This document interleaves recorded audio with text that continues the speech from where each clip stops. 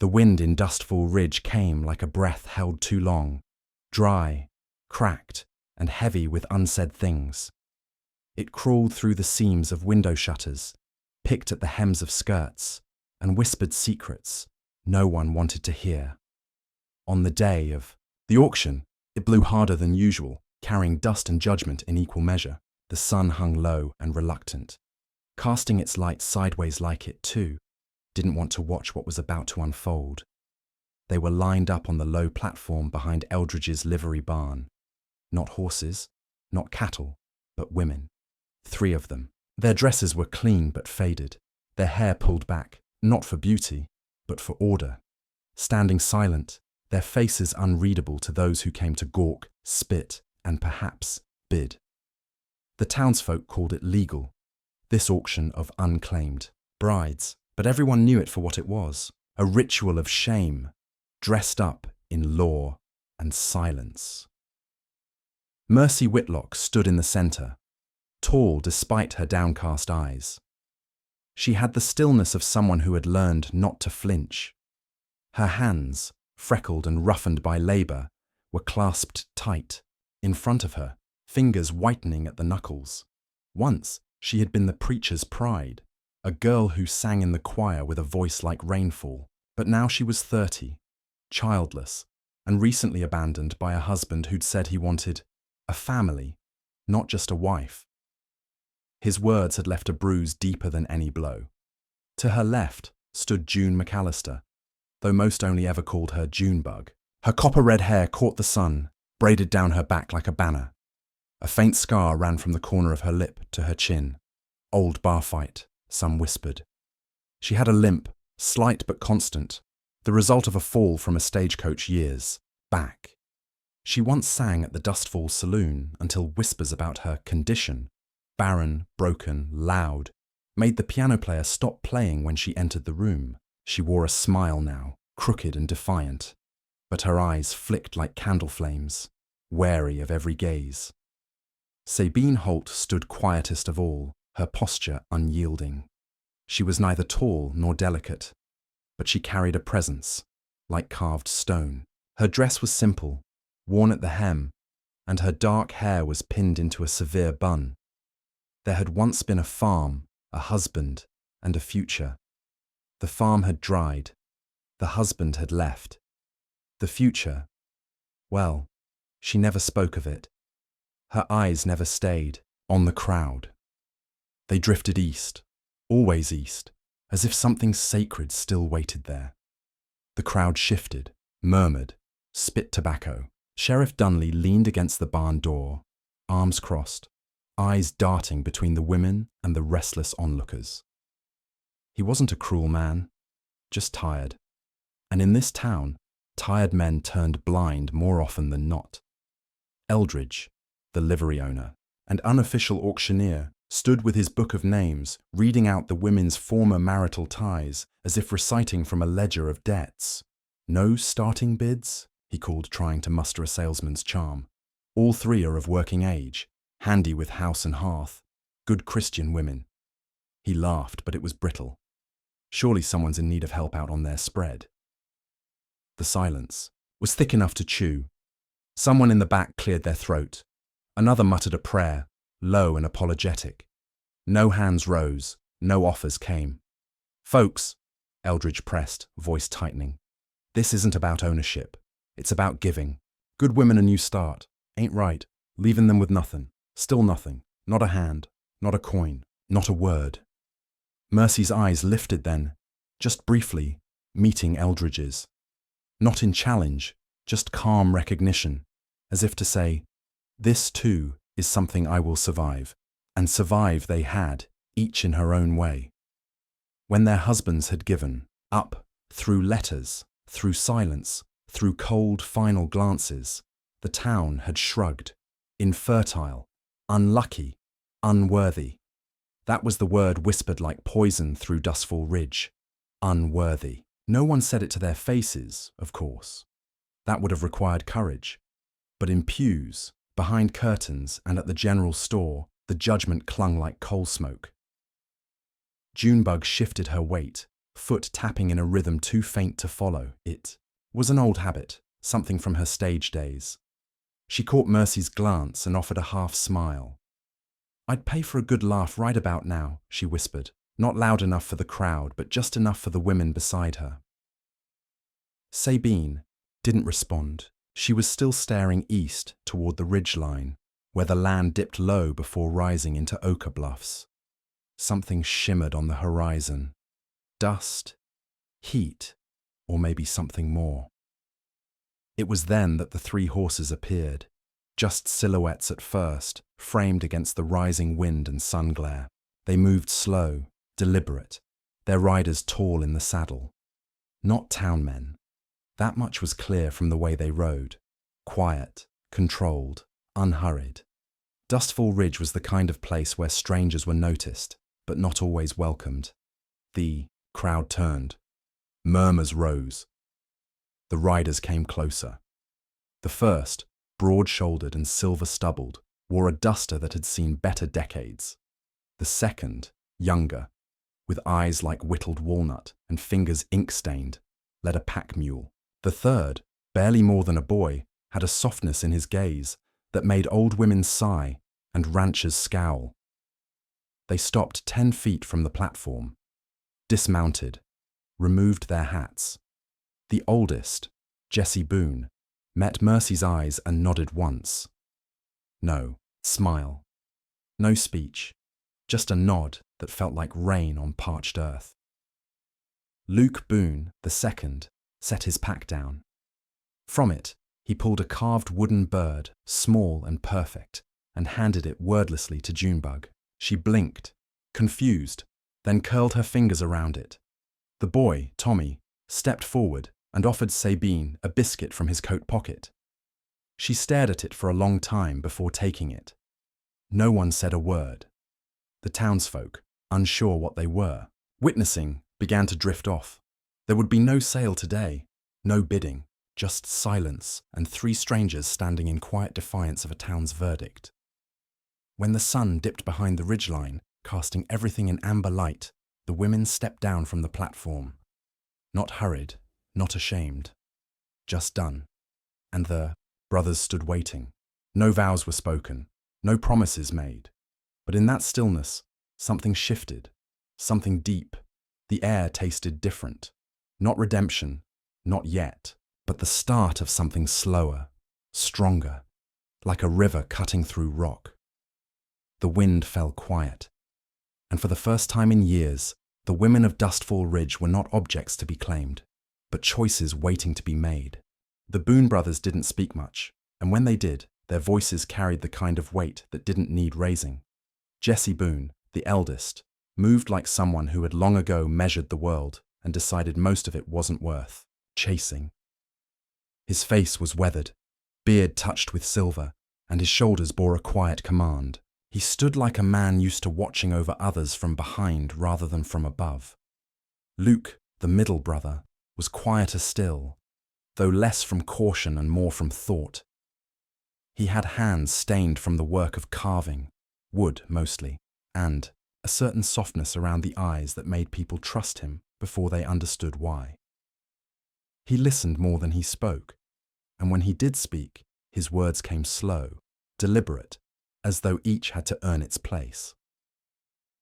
Tommy, the youngest, had only just shaken off the last of his boyhood. His hair curled unruly under his hat, and his smile came easy but faded quick, as if joy was something he hadn't yet learned to hold on to. But there was no mistaking the steadiness in his step, or the steel blooming beneath his gentleness. They had come to Dustfall Ridge for salt blocks, cornmeal, and a new blade for the plough. What they found instead were 3 women standing on a makeshift auction block like discarded goods, and a town too used to the sound of its own silence. That image stayed with them. Not just the cruelty of it, but the stillness of those women. How they didn't beg, didn't flinch, just stood, as if rooted to something deeper than humiliation. Later, when the town had returned to its dust and murmurs, the brothers sat beneath the cottonwood tree at the edge of the square. They passed a tin cup of lukewarm coffee, each lost, in his own quiet stretch of thought. Didn't sit right, Jesse said finally, staring out toward the barn. Luke nodded. Didn't look right neither. Tommy, chewing on a sprig of sage, tilted his head. They didn't ask for help. No, Jesse replied, but that don't mean they didn't need it. So it was that the Boone brothers returned the next morning, not with proposals or promises, but with space. A cabin left empty since their sister died years ago. Clean sheets, food on the table, a mule cart if needed. They didn't knock on doors or make speeches. They simply waited by the well until the women came. Mercy arrived first, her skirts dusted with creek water and her jaw set like a fence post. She said nothing as Jesse handed her the key to the cabin. She didn't thank him, but she didn't turn away either. Junebug came next, barefoot and humming low, like she was testing the place for echoes. Luke offered her a small hand-carved sparrow, the one he'd given her before. She took it without meeting his eyes. Sabine came at dusk. Tommy was lighting the lantern by the porch when she appeared from the tree line. She didn't carry a bag, just a cracked leather book and a wooden spoon. She looked at the cabin, then at the boy, and nodded once. They weren't wives, they weren't guests, and the Boone brothers didn't treat them like either. No lines were drawn, no rules declared, just an understanding. This land, this place, was wide enough for healing. Days passed like molasses, slow and heavy. In the mornings, Mercy knelt in the dirt near the cabin, coaxing pale green shoots from hard-packed earth. Jesse sometimes sat on the porch, cleaning his rifle, watching her hands move like prayer.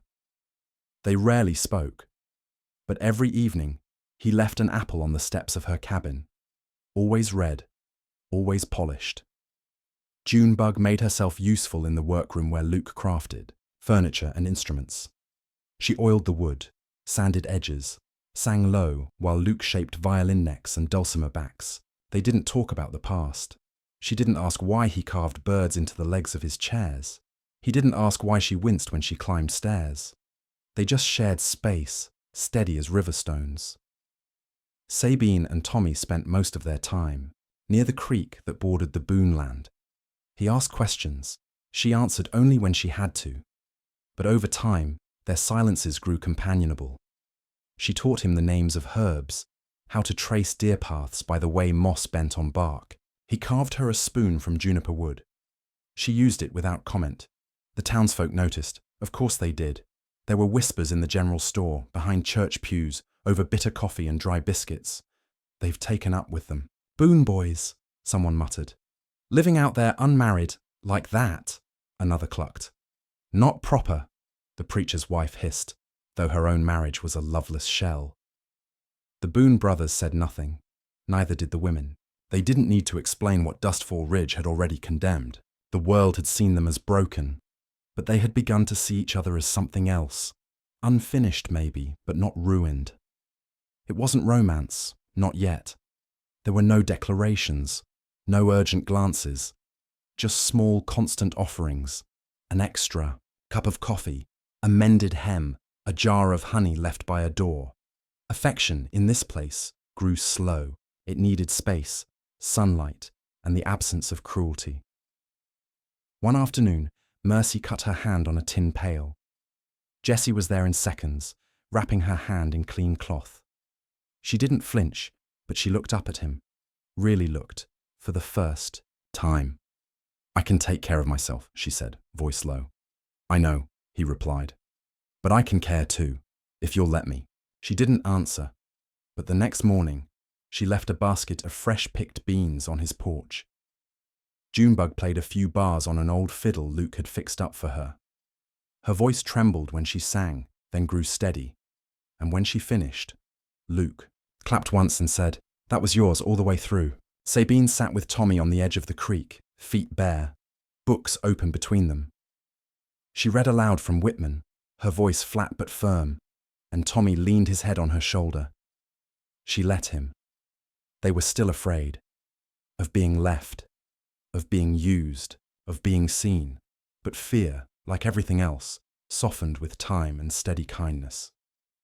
One evening, the six of them shared stew under the stars. No one said much, but there was something in the air, like a rope pulling taut between them, something fragile and necessary.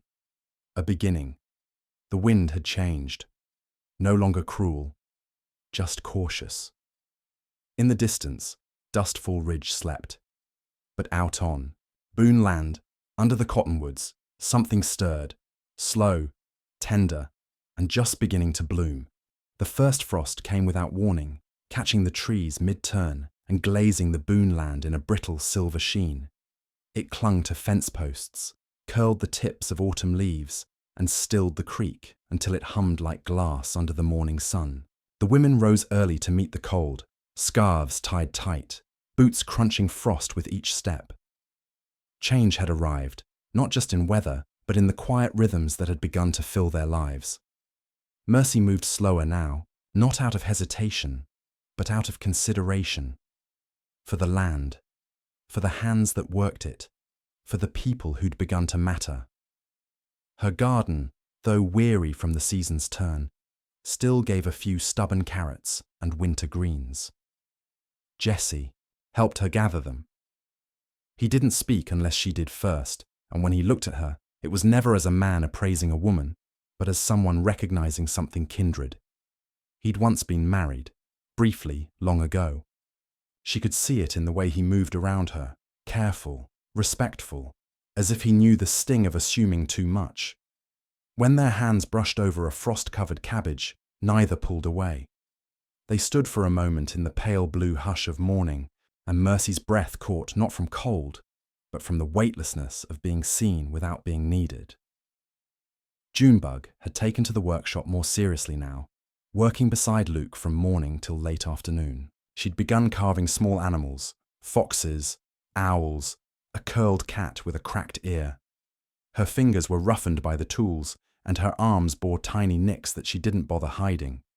She liked the way Luke watched her work without trying. To fix it. That was new. In town, people stared when she passed, but she no longer flinched. The saloon no longer opened its doors to her, but she no longer wanted to walk through them. There was no music in Dustfall Ridge that she couldn't make in the Boone barn with her fiddle, and the wind moaning low through the slats.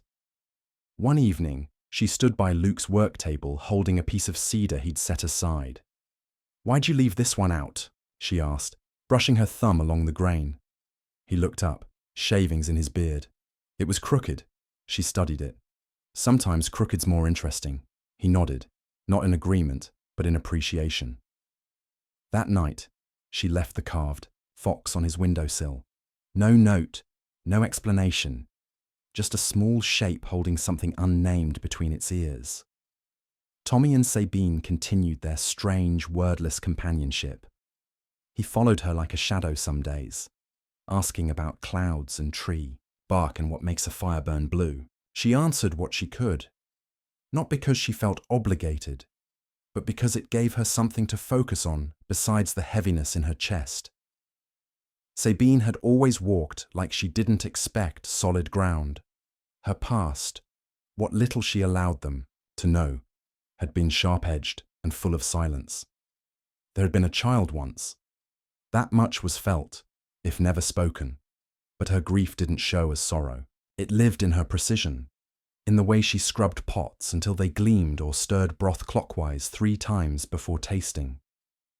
One night, when the wind was sharp and full of needles, Tommy found her sitting alone near the edge of the creek. He didn't speak, just sat beside her, offering a wool blanket and a piece of dry jerky. She took them without a word. After a while, she murmured, "You ever feel like there's a place in you too quiet to fill?" Tommy, eyes fixed on the sky, replied softly, "Sometimes I think the quiet's where the real things live." She nodded, not because she agreed, but because she wanted to. But not all change is welcome, and not all silence is peace. In Dustfall Ridge, the talk had grown louder. Not open, not direct, never that, but meaner. The Boone brothers were called godless. The women were called worse. Words like shameful and unnatural clung to doorframes and drifted through pews like wildfire smoke. Sheriff Dunley came riding up one morning, boots muddied, face stern. "Boys," he said, tipping his hat without warmth. "There's concern."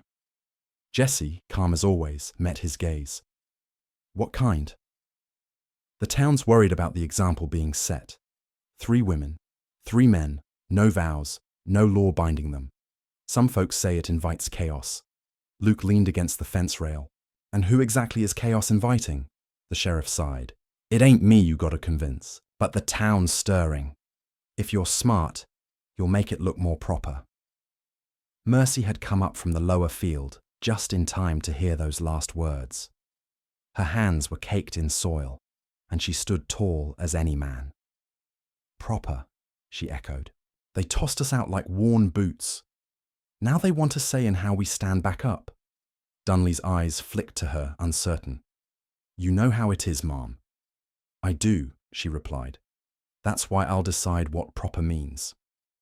The sheriff left with his hat in hand, not quite sure whether he'd been heard or dismissed.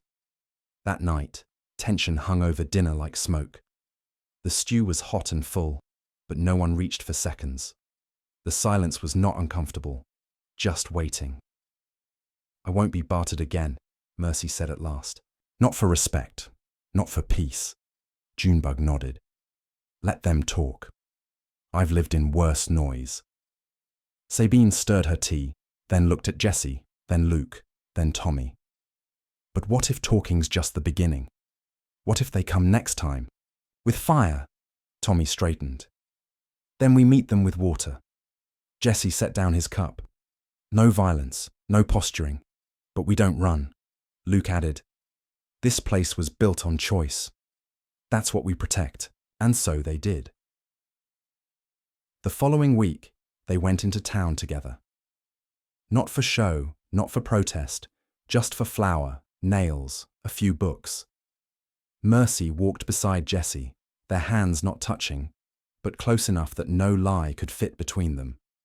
Junebug carried a small carved box with her, something Luke had made her for her favourite fiddle rosin. Sabine wore the scarf Tommy had dyed with crushed berries. People stared, murmured, but no one spoke aloud. Mrs. Haskell, who ran the feed store, refused to meet their eyes. The preacher turned his back as they passed. But old Miss Greeley, nearly blind, smiled and said, "Well now, ain't that a pretty picture?" And no one dared correct her. By the time they left, the sun was high, and the shadows behind them didn't seem so long. That evening, Luke found Junebug humming as she polished the fiddle. He paused at the doorway, watching the way her body moved like a memory she hadn't yet spoken. "You ever think we're just waiting for the other boot to drop?" she asked without turning. Luke stepped closer. "I think the boot's already dropped. We just decided to walk anyway." She smiled, small and strange. "I like that." Outside, Jessie helped Mercy stack firewood. She paused once, pressing a hand to her lower back, and Jessie instinctively reached toward her, then stopped himself. "I'm fine," she said gently. "I know," he replied. "Doesn't mean I stop caring." She looked at him then, eyes soft, mouth quiet. "I never asked you to," she whispered. "You didn't have to." Elsewhere, Sabine tucked a blanket over Tommy's shoulders as he slept by the hearth, a book falling from his lap. She watched the fire for a long time, her hand resting lightly on his. The wind outside began to pick up again, whispering through the trees. But inside the cabin, something had settled. Not safety, not certainty, but the deep-rooted calm of people who had chosen each other, not because they had to, but because something inside them had grown tired of pretending otherwise. And in that stillness something holy stirred, not loud, not bright, but lasting. The first snow came silently, blanketing Dustfall Ridge in a soft, unforgiving white. The world seemed to hold its breath beneath the heavy sky, the quiet interrupted only by the low groan of bare branches and the crackle of frost under boot heels. Inside the Boone homestead, the fire sputtered, casting flickering shadows that danced like restless spirits against the worn wooden walls. Mercy moved through the kitchen, the steady rhythm of her work, chopping, stirring, tending. offering a fragile normalcy. Her hands were steady now, though they still bore the faint tremble of nights spent wrestling with ghosts. Outside, the wind whispered through cracks in the window panes, a reminder of the cold world beyond this fragile sanctuary. Luke was in the workshop, the scent of freshly carved pine mingling with the sharp tang of sawdust. He worked methodically, each stroke of his knife carving away the rough edges, not just of the wood, but of his own doubts. Junebug sat nearby, her fingers poised over the strings of her fiddle, coaxing tentative notes that filled the room with warmth and longing. Their quiet companionship was a refuge against the biting cold of the season and the colder gaze of the town. Sabine sat by the hearth, mending a leather satchel with patient care. Tommy worked silently beside her, repairing a broken chair, the simple acts of creation and restoration binding them in unspoken understanding. Their connection had grown slowly, forged through shared solitude, and the subtle kindnesses that had blossomed between them like wildflowers in a barren field. Yet even as the Boone homestead glowed with the soft light of belonging, the town's shadow loomed larger. Gossip seeped through the cracks of every door, a poison whispered behind cupped hands and over rattling glasses. The women were branded, cursed, barren, unnatural. The brothers, too, felt the weight of suspicion, their loyalty questioned by neighbors who clung fiercely to old beliefs and narrow minds. One evening, the tension reached its breaking point. The saloon's door slammed open, and the preacher's voice cut through the murmur like a whip. "This town must stay pure," he declared, eyes blazing with fervor. "Those who break God's law bring ruin upon us all." The crowd's murmurs grew louder, a rising tide of fear and anger swelling in the cramped space. Mercy and Junebug, who had dared to enter seeking provisions, turned and left swiftly, their backs straight, but their hearts heavy. Back at the homestead, the brothers gathered, their faces etched with worry. Jesse's jaw tightened. "This won't end well if we don't stand firm." Luke nodded. "We've held our ground this long. We can't back down now." Tommy's voice was steady, but laced with unease. "The town's turning. We need a plan." The women listened in silence, their eyes reflecting the flickering firelight and the hard truth that awaited them beyond these walls. Days later, a harsh wind swept across the ridge, carrying with it a messenger, a group of armed men led by the sheriff himself. Their boots crunched on frozen earth as they approached the homestead, faces grim and determined. Mercy met the sheriff at the gate, her voice calm but unwavering. "What is it you want?" The sheriff's gaze was cold. "This town can't harbor those who defy its laws. You must leave." Junebug stepped forward, fiddle case in hand. "We've done no harm. We seek only to live in peace." Sabine's steady eyes never wavered. "Is peace only for some?"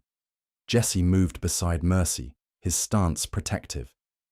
"We are part of this land as much as any here. You won't drive us away." The sheriff's expression flickered, torn between duty and doubt. "This isn't just about you. It's about the town's safety." Luke's voice was low but fierce. Safety built on fear is no safety at all. A tense silence hung in the frozen air, broken only by the distant howl of a coyote. The standoff stretched, fragile and uncertain. Then, from behind the men, a figure stepped forward. The preacher, his eyes blazing with righteous fury. "Let them go. They are a curse, and their presence invites destruction." The crowd stirred, a wave of murmurs swelling into shouts. The Boone homestead felt the sharp edge of isolation cut deeper. Inside, the six gathered around the fire, hands clasped tightly despite the cold that seeped through the walls. Mercy's voice broke the silence. "We won't run, not this time." Luke nodded, eyes fierce. "We fight, not with guns or anger, but with who we are." Junebug lifted her fiddle, drawing a single note that shimmered in the heavy air. The music wove through the room, a thread of hope in the gathering storm. Sabine's fingers brushed the worn leather of her satchel. Our strength isn't in them. It's in us. Tommy's gaze met hers. Together. Days passed, and the tension grew, a taut wire stretched between the Boone homestead and the town. Supplies grew scarce. Visits became rarer. Yet within their walls, a quiet revolution blossomed. Of trust, of love, of unyielding resilience. Mercy found herself standing on the ridge one night, the stars cold and sharp above, the weight of fear pressed down. But beneath it, a steady flame burned, a promise that even in the harshest winter, life could bloom. Jesse joined her, his hand finding hers in the dark. We've come too far to turn back, she squeezed his fingers, the warmth, a lifeline. Whatever comes, we face it together. Luke and Junebug appeared behind them, the faint strains of a fiddle weaving through the stillness. Sabine and Tommy followed, their faces set with quiet determination. Together they stood, an unbreakable circle forged not by blood, but by choice. And in the heart of the wild, beneath the endless sky, they dared to dream of a future where their stories could be told, not in whispers, but in songs of strength, hope, and belonging. Winter's breath hung heavy over Dustfall Ridge, thick with frost and the cold silence of expectation. The Boone homestead stood wrapped in white, each creaking timber holding the weight of days and nights spent in quiet endurance. Inside, the air was thick with wood smoke and unspoken thoughts, the flickering fire casting long shadows that danced like memories on the walls. Mercy sat by the hearth, her hands wrapped around a worn cup, fingers tracing the rim like a silent prayer.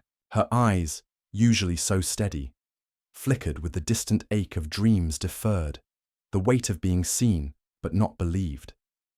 Jesse watched from the doorway, the rough line of his jaw softening in the firelight.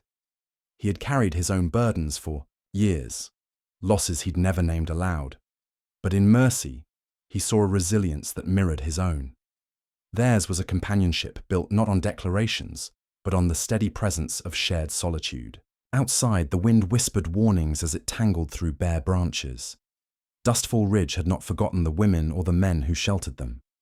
The murmurs in the tavern had turned into threats, the looks in the market sharper, colder. Sheriff. Dunley's visits grew more frequent, his face set in a mask of duty and discomfort. One evening, as twilight bled into night, the sheriff arrived at the Boone land once again. His boots crunched on frozen earth, and he carried the weight of the town's unease with him. "We can't have this going on," he said, voice low but firm. "People talk. They say it's unnatural, dangerous." Jesse stepped forward, calm but unyielding. "We're not asking for your approval. We're asking for peace." Mercy joined him, the fire in her eyes meeting his hesitation. "We've already been through more than you know. We don't want to fight. We just want to live." The sheriff looked away, the resolve in their voices piercing the fog of suspicion he carried. That night, under a sky thick with stars, the Boone brothers and the women gathered inside the cabin. Words were scarce, but the silence was full of plans, fears, hopes. Junebug tuned her fiddle, the soft notes a balm against the encroaching storm. Luke watched her, hands folded, his gaze steady as ever. Sabine laid herbs out on the table, their scent mingling with the smoke. Tommy sat beside her, the boy's restless energy tempered by her calm. Suddenly, a pounding at the door shattered the fragile quiet. Voices, harsh and angry, spilled through the threshold. "Enough of this madness," a man spat. "This town won't stand for it." Jesse moved to the door, steady and resolute. "Who's there?" he called. The door burst open. Figures clad in heavy coats and bitter looks pushed inside. Among them, townsfolk emboldened by fear and fueled by prejudice. Mercy stood, her back straight, voice steady despite the tremor in her chest. "We've done no harm," she said. "We ask only to be left alone." A man stepped forward, eyes wild. "You're a disgrace," a mockery of this land.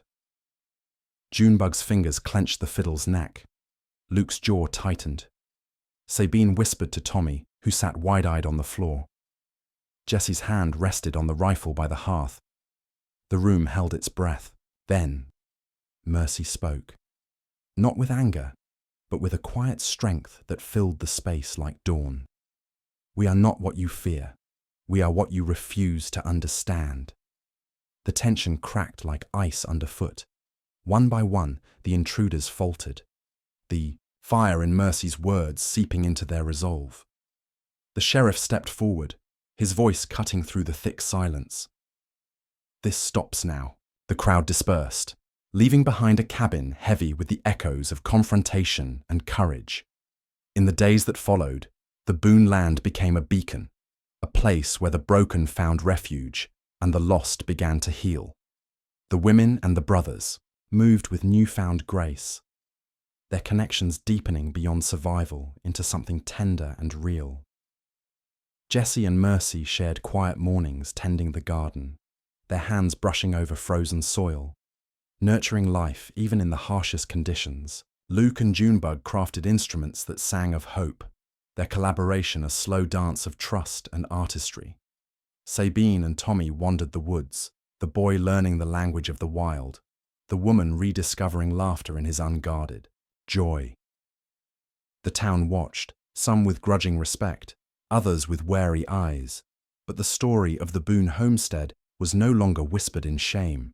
It was told in quiet awe, and beneath the wide western sky, 6 souls bound by pain and resilience found not just survival but a home. As you, dear traveller of stories, close this chapter, remember that life's true strength is often born in the spaces between fear and hope, in the quiet courage to stand, to love without conditions, and to believe in a tomorrow shaped by grace. May you find your own place beneath the vast, unyielding sky, where even the coldest winters give way to spring.